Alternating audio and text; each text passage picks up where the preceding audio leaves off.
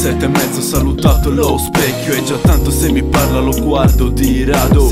Non dovrebbe farlo perché ancora è troppo presto, e quando capita mi dice che è meglio se mi radio. Io ho detto scusa ma per me non è il caso, perché potrei tenermi questa barba d'ansia, non sembrare anche più grande se mi squadrano, perché se poi la taglio torno 13 anni indietro e non quadro. Poi con quest'inverno le mie guance diventano più rosse, non è perché mi innamoro ma perché loro si ammalano di febbre, di tosse, ed io resterei più solo e finirei di render conto agli altri di quello che faccio. Mi renderei conto che gli altri non fanno che guardarmi dalla testa ai piedi. Non voglio avere i piedi in testa come i tappeti.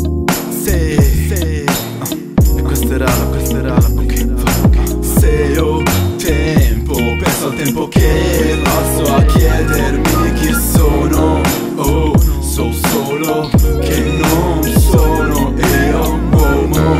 Avrai modo per non sentirti solo.